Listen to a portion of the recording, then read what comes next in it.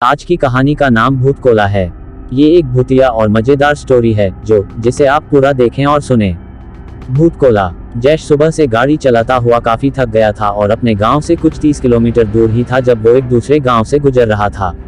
उस गांव से गुजरते हुए उसने देखा कि सारे गांव के लोग एक जगह जमा थे और उस जगह से किसी के चिल्लाने की और ढोल बजाने की बहुत तेज आवाज आ रही थी। जैश जो मंगलौर शहर में पला बड़ा था, सिले में बसे अपने गांव में पहली बार जा रहा था। गांव में उनकी पुश्तैनी जमीन थी जिसे दाते के पिता बेचना नहीं चाहते थे, पर अपने पिता के गुजरने के बाद दांते अपनी पुश्तैनी खेत और जमीन एक होटल कंपनी को बेचने के लिए अपने गांव जा रहा था। उसकी गाड़ी जैसे तैसे अलग अलग गांव के बीच से जा रही थी और उसको वहीं ढोल और चीखने की आवाजें हर जगह सुनाई दे रही थी और उन जश्न में जलती हुई मसालों से रात भी जगमगा उठी थी। वो ये सब अपनी जिंदगी में पहली बार देख रहा था।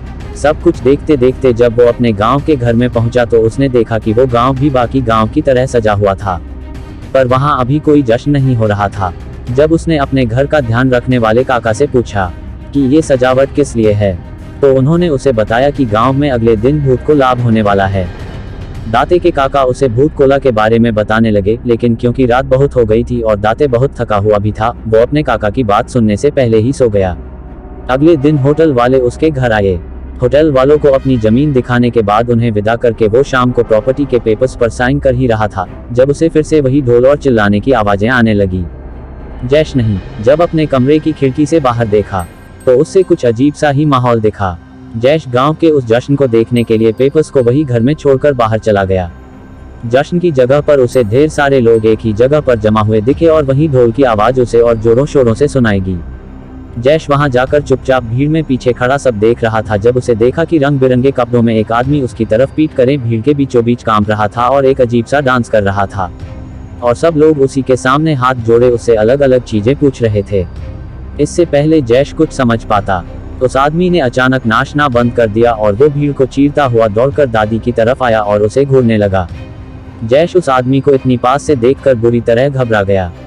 उस आदमी के पूरे मुंह पर पीला रंग था और उसके शरीर पर ढेर सारे गहने और सर के ऊपर एक जंगली सुअर का मुख फटा था जो उस आदमी को और भी ज्यादा अजीब बना रहा था।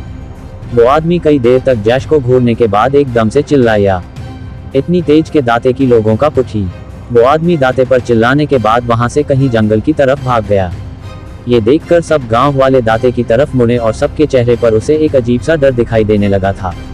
सब लोग जैश को चेतावनी देने लगे कि उसके साथ कुछ बुरा होने वाला है और उसे अब अपना हर एक कदम संभाल कर उठाना चाहिए। जैश इस सबको गांव वालों की बकवास और संभाल कर उठाना चाहिए। जैश इस सबको गांव वालों की बकवास और अंधविश्वास समझकर हंसने लगा और वापस अपने घर चला गया।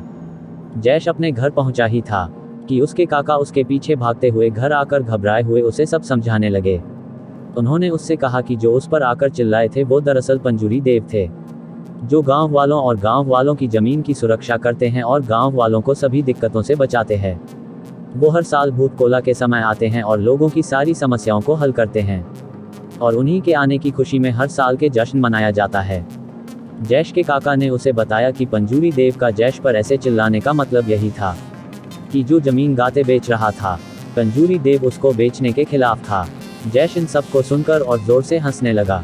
उसके काका उसे समझाने लगे कि अगर उसने पंजूरी देश की बात नहीं मानी तो उसकी जान को खतरा भी हो सकता है। इस पर जैश अपने कमरे में पड़े हुए प्रॉपर्टी के पेपर्स को लाकर उन्हें साइन कर हंसता हुआ सोने चला गया। उस रात जैश आराम की नींद सो रहा था जब देर रात को उसकी नींद एक आवाज से खुली। जब उसने ध्यान से उस आवाज को सुना तो वो आवाज ठीक वैसी ही थी जैसे उसे शाम को भूत कोला में सुनाई दी थी, पर इस बार वो किसी के रोने की आवाज थी। डरा हुआ दाते जब आवाज के पीछे दरवाजे तक गया तो उसे दूर दूर तक वहां कोई नहीं दिखा, पर तभी एकदम से हवा में एक तेज चिंगारी आई और अचानक से मंजूरी देव उसके सामने आकर जोर से चिल्लाने लगे। ये देखकर जैश के पसीने छूट गए और जैश बिना कुछ सोचे समझे अपनी गाड़ी में बैठकर उस गांव से निकलने लगा।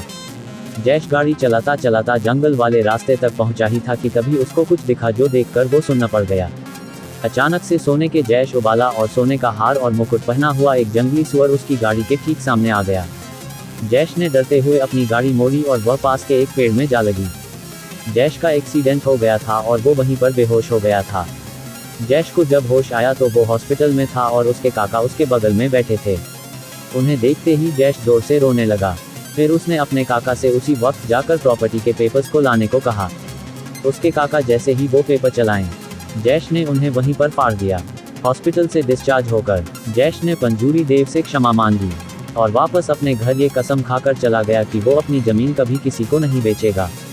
पता नहीं कि जैश के साथ जो कटा वो सब किसी देश की माया थी या कोई इत्तेफाक, पर जो भी था अपने इस भयानक एक्सपीरियंस को कभी नहीं भूल पाएगा। लोग कहते हैं everything is fair in love, पर क्या प्यार में किसी की जान लेना फेयर है? लोगों को अच्छी लगी हो, और अगर आपको यह वीडियो अच्छी लगी तो हमारा चैनल को सब्सक्राइब करना बिल्कुल मत भूलना। देखने के लिए